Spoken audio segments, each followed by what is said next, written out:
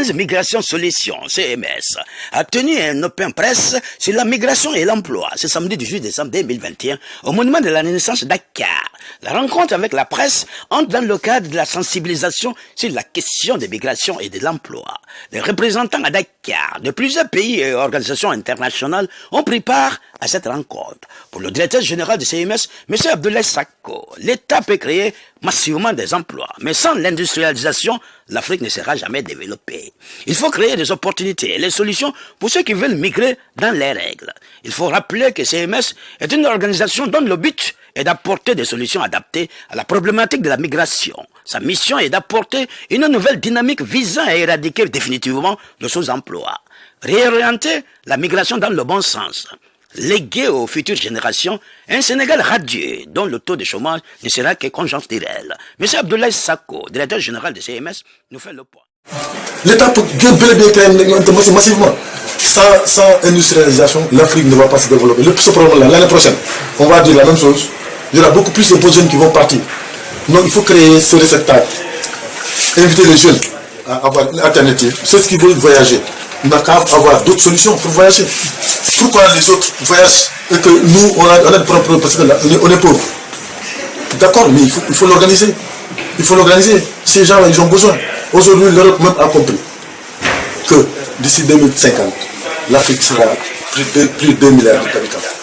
Et cette masse critique-là, s'ils n'ont pas de pouvoir d'achat, pour acheter les hautes gammes européennes, ils vont acheter les Chinois. Non, même l'Europe a besoin que l'Afrique se développe. C'est leur intérêt. Donc, ce que je voulais dire, pour les doomu Afrique, les doomu Sénégal,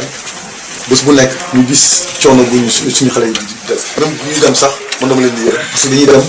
lu ñu fay bëgg a fekk duñ ko fekk. Donc coono bi ak xale yu tey si je pense que képp kuy sénégalais képp kuy africain képp kuy doomu aadama foo mënti toog daf la war a métti vraiment ay jeunesse ay espoir yoo xamante ni ñu leen perte donc challenge migration solution bi loolu moo tax mu tax a jóg parce que dañuy toog ñu gis ni métti na si métti boobu ñu dem ba ci biir ñu gis ni balaa ngay tëb rek ne baaxul dañuy def dara pour nga jàngat ko moo tax depuis plus de 10 ans ñu ngi si toog lëkkaloo nañ ak waa Europe koo xamante ni ku kawe la koo xamante ni nag mas naa nekk sa directeur général d'Europe et d'Asie de HP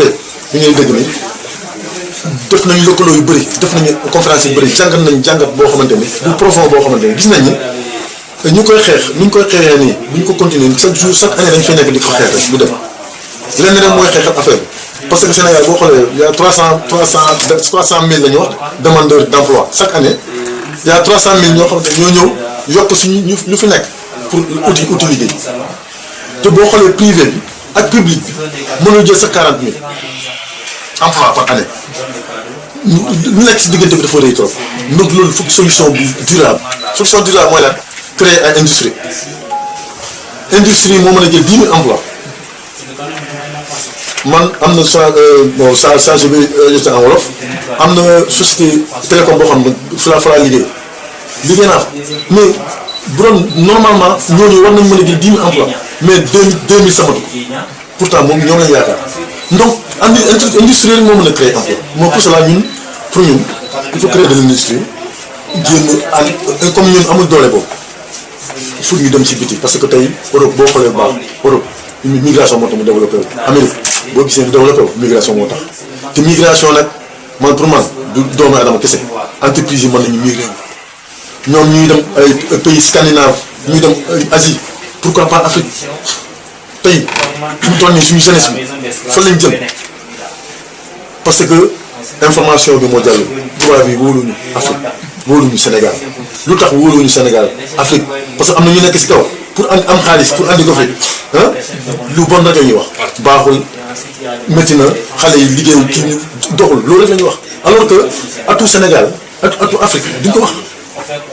loo xamante ni moo tax ñëw parce que ñun def nañ test bi du question lépp lu ñuy wax du question nañ jig rek di ko wax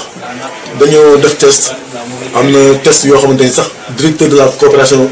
espagnole kii belge mas nañu jox fii ak partenaire boobu possibilité sans bourse de stage